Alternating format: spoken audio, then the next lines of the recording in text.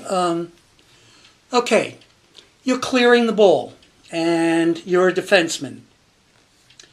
So you have that typical alignment. You have another defenseman on the opposite side of the field, and the goalie is in the middle of the field.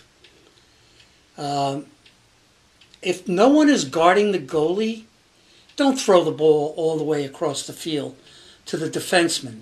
It's much harder to make that pass. And all of us have seen those passes go out of bounds. You lose the ball.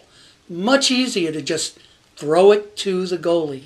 That's only a 20-yard pass. Even an old man like me can make that pass. So be mindful of that. But remember, if the goalie is being covered, then you can look over to see if the other defenseman is covered. Or, even better, look for a midfielder who is open so that you're advancing the ball upfield. Now, everybody understands what offsides is.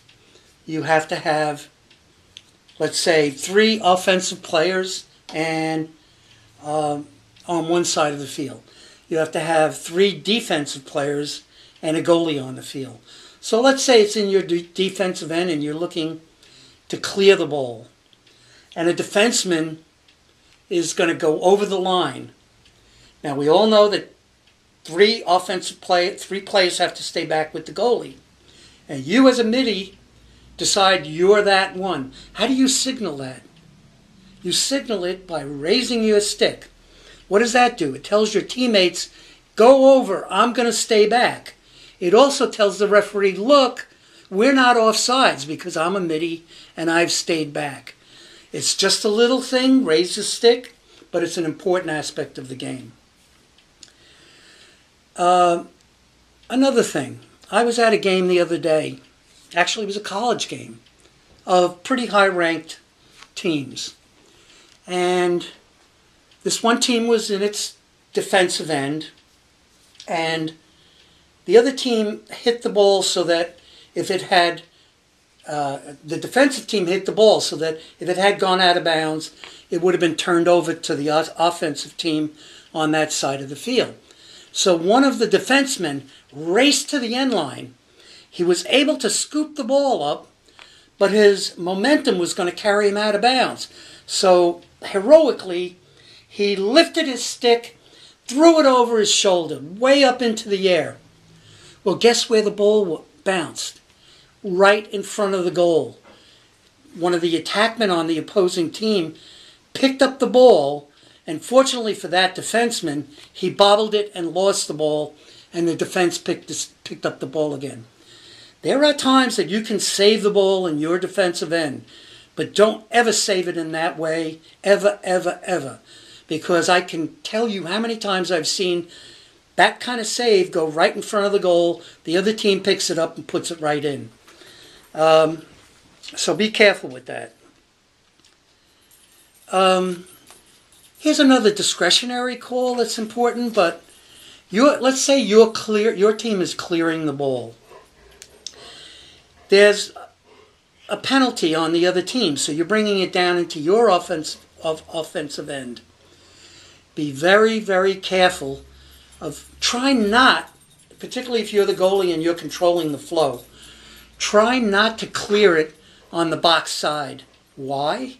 Because it'll be just your luck that the penalty will expire. That man will come out of the box and cream the defenseman who's coming down the line. So I know it's not always easy to think of, well, I got to clear it on the other side, but it's just something you have to be aware of. Something that I tell all players, and this applies to the goalie, to defensemen and middies and attackmen. In lacrosse, every player is like a quarterback in football, in that a quarterback has to scan the field and look downfield. You will never see a quarterback look down and not keep his eye on the field. The same goes for linemen. Nobody on a football team can afford to look down. Guess what? It's the same deal in lacrosse.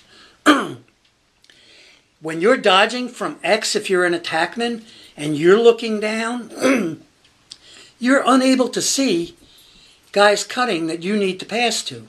Or you're unable to see that you're just about ready to get creamed by the first slide from the crease. So you got to keep your head up when you're on offense.